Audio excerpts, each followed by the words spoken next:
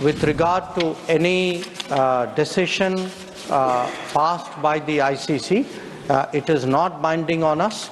India has given assistance to the people of Palestine. We support a two-state solution, and we have been public and unambiguous about that. We, sir, condemn terrorism.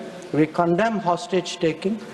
We do believe countries have a right to respond to these situations. Israel is concerned, it is a country with which we have a strong record of cooperation in national security. It is also a country that has stood by us at different moments when our national security was under threat. The amount of exports to Israel since the beginning of the conflict, including equipments that aid in manufacturing. Honourable Minister. Sir, the supplementary asked is not directly related to the question because the question focuses on our position on Palestine, our voting in the UN, the aid sent to Palestine, which I will be very happy to share with you, sir. With regard to our exports to Israel, in particular, any export which is related directly or indirectly to munitions or military sense, that is not information that is in the public domains. Supplementary number 2, Shri P.P. Sunil. The position of the Government of India on the International Court of Justice warrant against Israel Prime Minister Benjamin Netanyahu and former Israel Defense Minister Yoav Gallant and a Hamas leader for war crimes, in accordance with international law and rule-based global order. Honourable Minister. Sir, the Honourable Member would be aware that India is not a member of the International Criminal Court. When the International Criminal Court was constituted, the question of our membership was considered. For very good reasons, after a great deal of deliberation, India decided not to become a member. So, with regard to any decision passed by the ICC, it is not binding on us. So, it is not a matter on which we have taken a formal position. Third supplementary, Shri Tiruchi Siva. Thank you, Chairman, sir. Sir, it's very thought content to know from the Minister that India extends humanitarian assistance to the people of Palestine both bilaterally and through United Nations Relief and Work Agency. But a resolution has come upon 27th of October 2023 in the UN. That is protection of civilians and upholding legal and humanitarian obligations. Which resolution India has abstained, sir? Sir, both are contradictory. Why India should abstain such a genuine resolution? Honourable Minister. Sir, India has given assistance to the people of Palestine at this particular time. I would like, sir, through you to bring to the notice of the House that we make an annual contribution of $5 million to the UNRWA, which is the main assistance providing agency. This amount traditionally used to be $1 million. So during the time of under the decision taken by this government, it was raised from $1 million to $5 million. In recent times, in terms of the conflict, sir, we have provided 70 metric tons of aid, of which 16.5 was of medicines in 2023. We have given 65 metric tons of medicines to Palestinian Authority and to UNRWA in 2024. We have provided 33 metric tons of medicines to Lebanon. Now, with regard to the particular resolution, sir, which the Honourable Member referred to, we abstain. In fact, during this period, sir, there have been in the General Assembly a number of resolutions. We have voted in favor of many. We have abstained on some.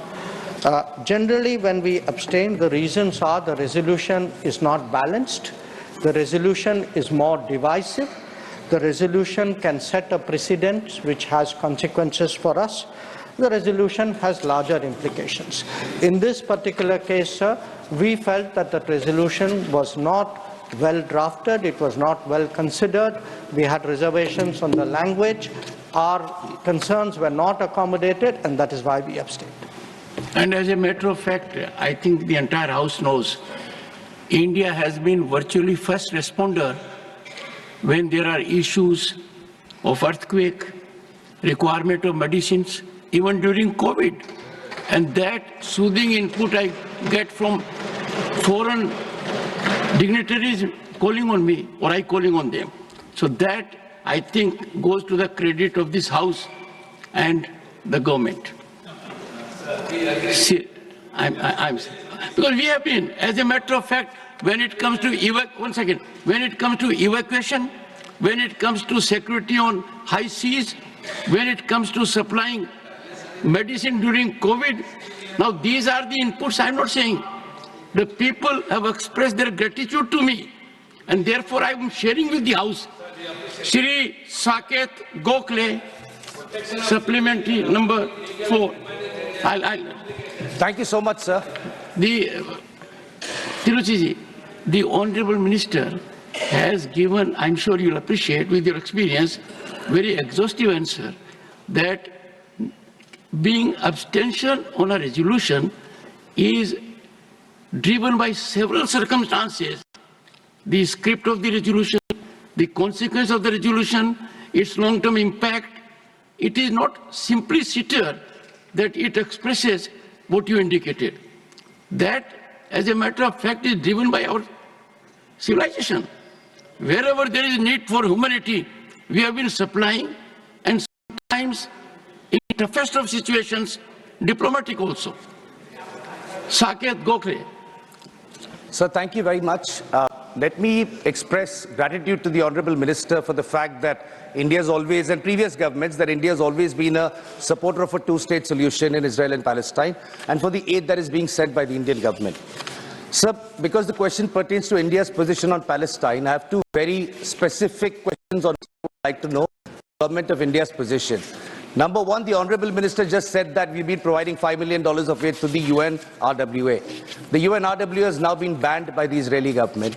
So what mechanism, what is our position on UNRWA being banned, and how are we sending aid? And the second point on which I want to know the position is that India has traditionally always, including this government, supported a two-state solution. In the United Nations, we abstained on a resolution against Israeli illegal settlements in the West Bank. What is India's position on the illegal settlements made by Israel in the West Bank and Palestine, sir? Before the Honorable Minister responds, the little I gathered in diplomacy, if you win a battle by argument, you lose it. Honorable Minister. Thank you, sir. Sir, regarding our support and contribution to the UNRWA, this is a decision which we took as a government. We continue to stand by that decision, and we have in fact just released the latest tranche of support to the UNRWA. So I hope the member is reassured on that score. Regarding the two-state solution, we support a two-state solution, and we have been public and unambiguous about that. So I think there should be no cause for confusion regarding two-state solution.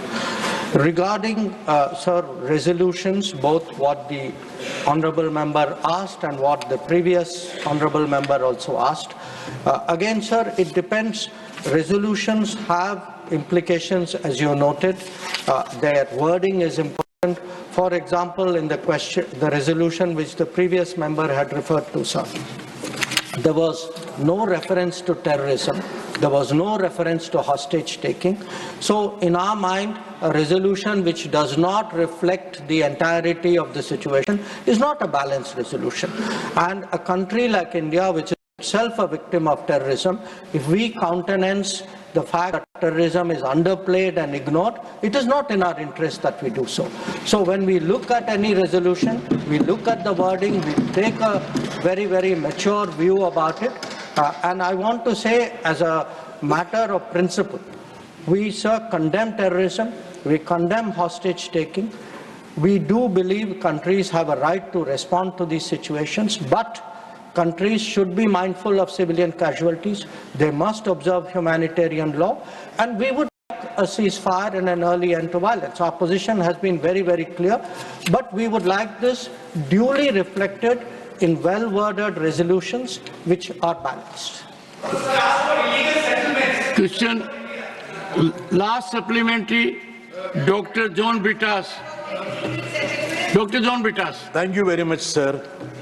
Sir, the Honorable Minister has got extensive experience and expertise. He's hands-on all these issues. I think no one disputes that. No one disputes. Okay, go ahead. So I would refer to the diplomatic facet of an issue, which I hope that Minister would sincerely respond to.